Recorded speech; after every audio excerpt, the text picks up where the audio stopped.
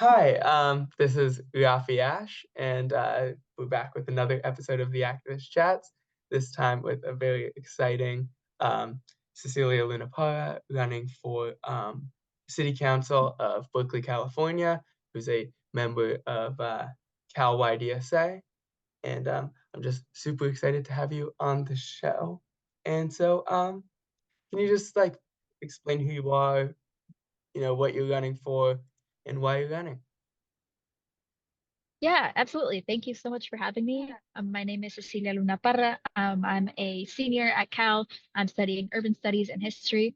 And yep, I'm a member of the Young Democratic Socialists of America here at Cal, as well as I was previously the president of the Cal Berkeley Democrats, which is the official arm of the Democratic Party on the UC Berkeley's campus, as well as Telegraph for People, which is a progressive student urbanist organization working to pedestrianize Telegraph Avenue and fighting for transit justice throughout the city and the East Bay.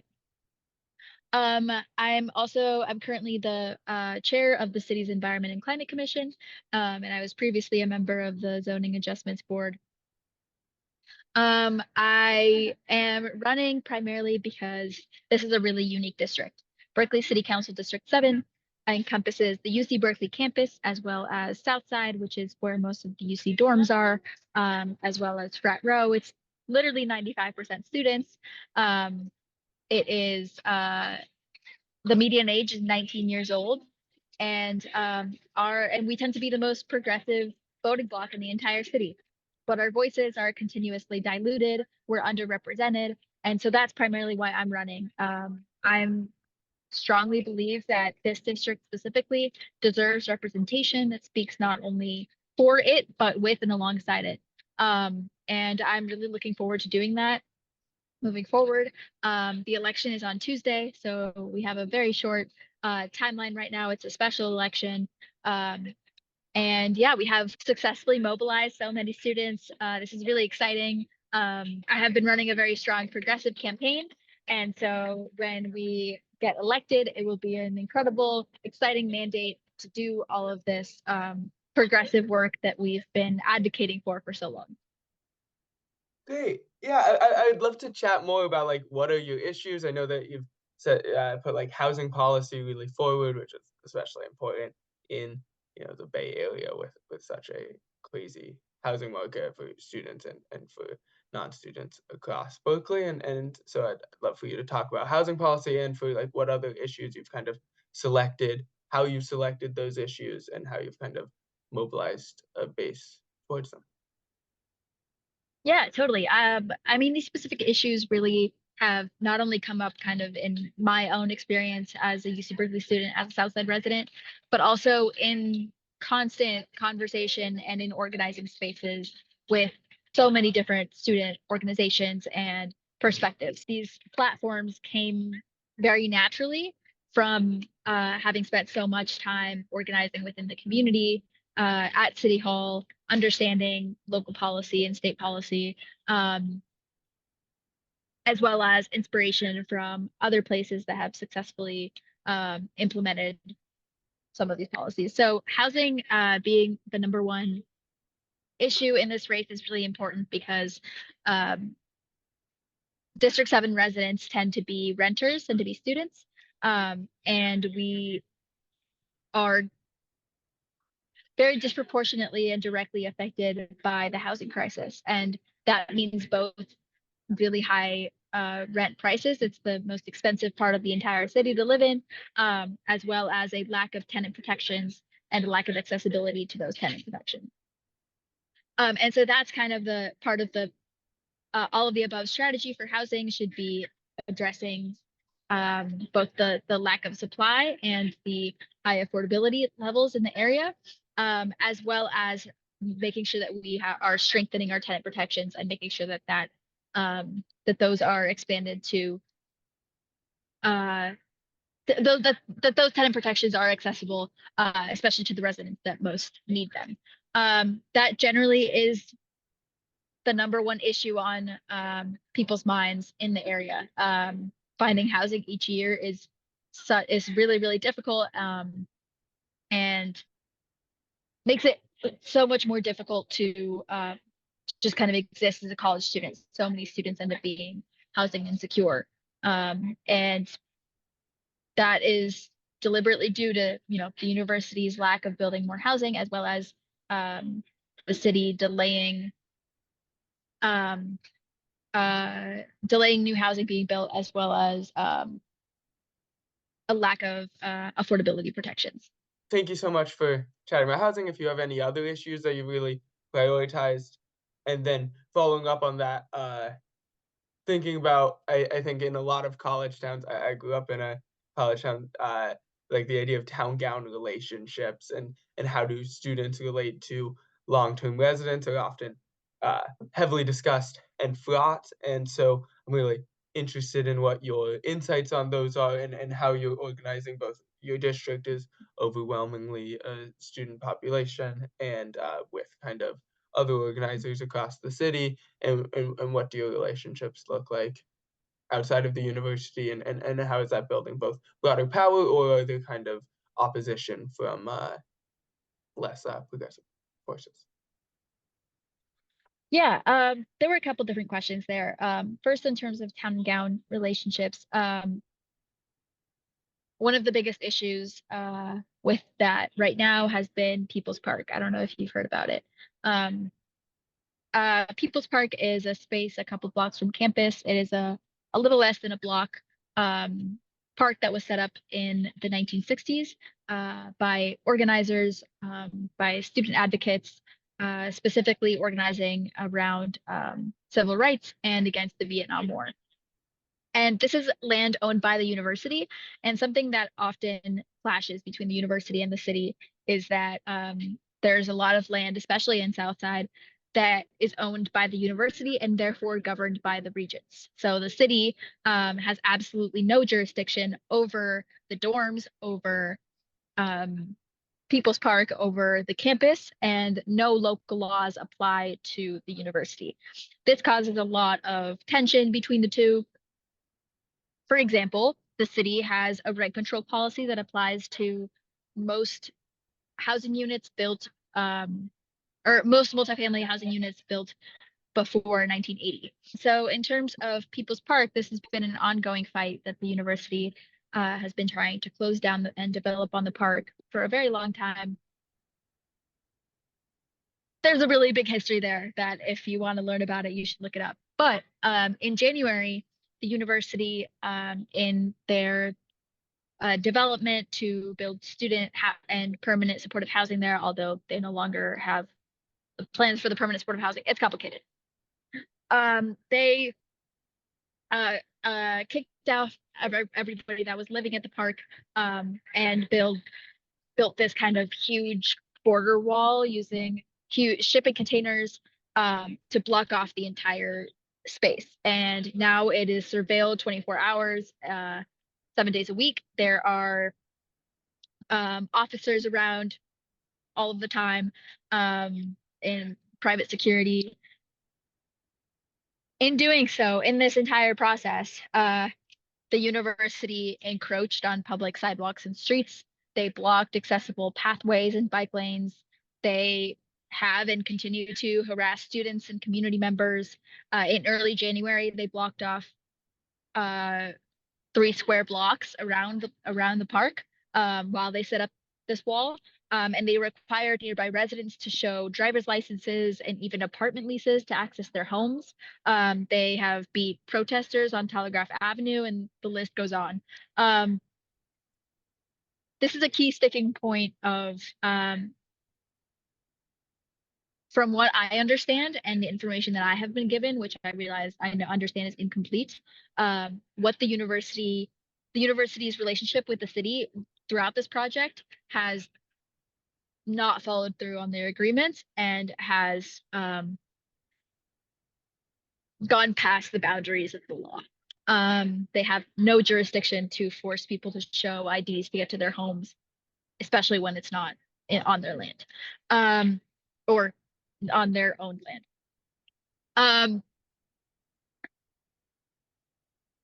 And so this is an example of how oftentimes the city and the university will be at odds with each other. And I think that the role of this specific council member, this specific council seat, is to be in direct defense of um, the students rather than the institutions that reside in this space. Um, and so that's something that I'm really focused on doing, is ensuring that people who live here have the representation that they deserve.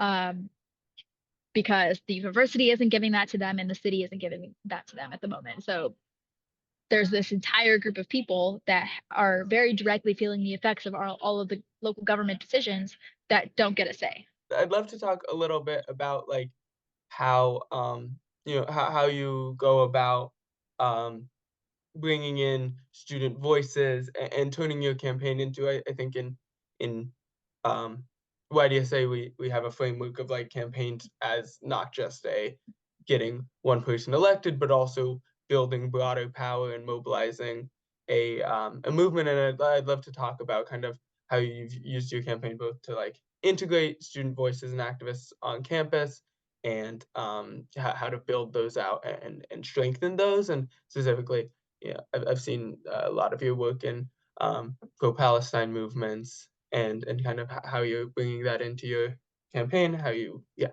So I'd love to talk about this. Yeah, absolutely. So this campaign is almost entirely student run. Um, and I have really kind of been inspired about this idea of co-governance. And that's kind of how I want to go forward with all of this. One of my favorite experiences as an undergraduate here has been serving on a commission for the city of Berkeley. And so I am looking forward to appointing undergraduate students, qualified and excited and enthusiastic um, undergraduate students to the city board and commission so that they get to interact with local legislation, as well as representatives from other parts of the city as well. I think that that's one aspect of it. Additionally, making sure that students and our most marginalized community members, not only of the district, but throughout the whole city, are involved in every part of the decision-making process. And that includes, I want kind of all of the legislation and ideas and decisions that come from the District 7 office to kind of happen organically from the bottom up with the community that has gotten me to where I am now. Um, that is so unique and beautiful and intelligent and is has so many resources that are often not tapped into, that we should continue to do so. And this goes from writing legislation with um, students, especially those that come from marginalized identities and that are the most underrepresented in our city, as well as kind of, even when we're redesigning streets, we can go to the city planning office or the city planning department at Cal and ask graduate students and their professors to make one of their projects be redesigning a Berkeley street. So this kind of being very entrenched within the community is so important for this position for local government generally. It's supposed to be the closest to the people. Continuing on these themes of kind of community engagement, I am like interested in like how do you view various like organizations in your campaign? How do you connect with student organizations and specifically like talking about your relationship with YDSA? Yeah, totally. This campaign is run primarily by students from as well as the Cal Berkeley Democrats. We're working together, not only on this specific campaign, but have been working together on a variety of topics. Have been organizing together from successes such as the Fair Work Week, which it greatly expanded labor rights for wage workers in the city, to fighting for uh, alongside our academic workers with UAW in their strike in 2022, to implementing more equitable public comment reform at the city council. We've kind of had this coalition of progressive student organizations that have been working together, and this is kind of the next step forward. And this has been really the most rewarding part of my experience in the city. I have led multiple Berkeley local government crash course lectures. I co-authored a public comment guide used by student organizations and held meetings to practice giving public comment. One of my favorite memories in some of these organizations has been seeing students give fake public comments on made up topics, allowing students to build community with one another while learning how to civically engage. So during my years here, we together have created a united progressive voice of passionate student organizers. And while this campaign is meant to be an extension of the student power, it is absolutely supposed to go way beyond that. This coalition is meant to be intergenerational and resilient and long lasting. And that's how we engage people in local government, by creating a community, a space that speaks not only for them, but with and alongside them. And so I am really looking forward to holding regular town hall meetings, open office hours, and community events, and specifically meeting with a coalition of community organizations, with YDSA being one of the main ones, multiple times per month, to ensure that the needs of District 7 residents are consistently being heard, and that it is their um, organizing and interests that are being put at the forefront. This also goes both ways. I want to continue to help train residents of District 7 to make public comments, to gain organizing skills, to write their own legislation, and consistently notify residents when legislation is being considered, to make sure that people know what's going on in the city and people know how it's going to affect them, and so that we're able to um, hold each other accountable. This is something that one of my friends regularly says that I'm really inspired by, which is the idea that there's a big difference between progressive people that are running for office versus progressive people that are running for office that are directly tied and accountable to an organization. And this really goes both ways. I am planning to introduce a ceasefire resolution to the Berkeley City Council when I'm elected, and this is supported by a large number of students and by YDSA. And I know that when I introduce it, that they're going to have my back, that they're going to come out and speak in favor of it. And I, in return, when I inevitably get death threats about it, I am also accountable to them. So this is kind of why these kinds of organizational campaigns are so effective and so important. I'm running because I have the support of my community, and because I know that this is going to that we are going to hold each other accountable in this space. And that's what's going to create an effective governance. Wow, yeah, thank you so much, and I guess my second, let's call it second to last question of the night, is I'm interested in how you're relating to other candidates, both, during your campaign, not other candidates in your race, but other candidates across the city, and how you'll relate to kind of other elected officials. Is there any idea of, like, a slate, or, people who you're running with, and how you'll kind of engage with kind of city leadership, local party leadership, other elected leaders, and how to kind of develop that, and when that at times will, I'm sure, build great coalition, and at times that might be a much more oppositional relationship. Yeah, there's so many different ways to answer this. Let me talk about some of the progressive allies and other DSA candidates first, and then I'll talk about more broadly.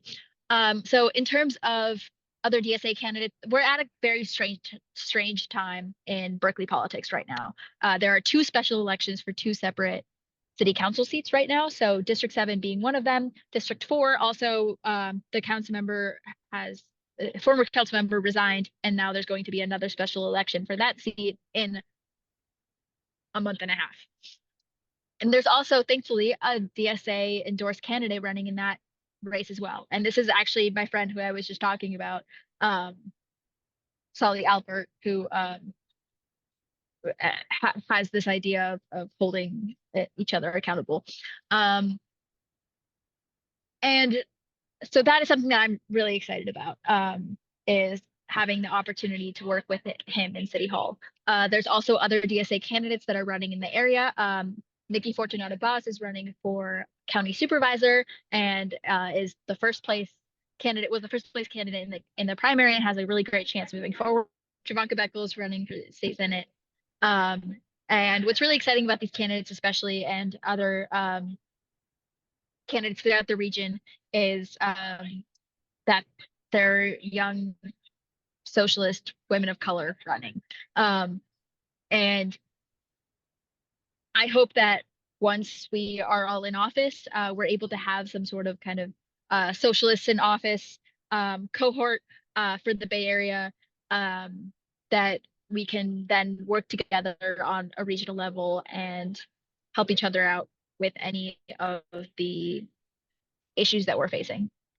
Moving on to kind of the dynamics with electeds more broadly, I am kind of very strong in my beliefs and my inspiration and my defense of the people that I'm going to be representing. At the same time, I am very kind of bubbly and I enjoy working with people even when we disagree a lot. And so,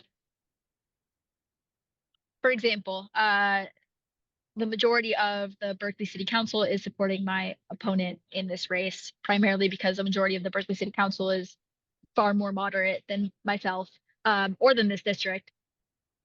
But with most of them, work on a variety of projects that we do align on together, and that comes very naturally to me. And so, although there absolutely will be moments where all of this is difficult and taxing, I know that I both have the support of my community and that I have kind of that the interpersonal skills and kind of connections that I have with other people will be useful as well. Great. And so I think that's the end of my questions list. I'd love if you have anything else you'd like to say. What would you say to other YDSA chapters who might be interested in kind of launching a similar campaign? I spoke a couple weeks back with Mick Broderick in Burlington, Vermont, who also just won his city council race from UVM YDSA. So if you have any last things you'd like to add or say to YDSA members? Yeah, absolutely. I think a lot of the times we overlook local issues, and I think that local issues are so directly important for especially DSA chapters to be engaging in for two reasons. One, because they tend to be the issues that most directly impact each of our lives. They most directly impact each of our lives in terms of our day-to-day experience of the city. Also, because individuals and kind of smaller chapters and smaller groups are able to have a much bigger impact on these decisions and these decision-making processes if we pay more attention to them.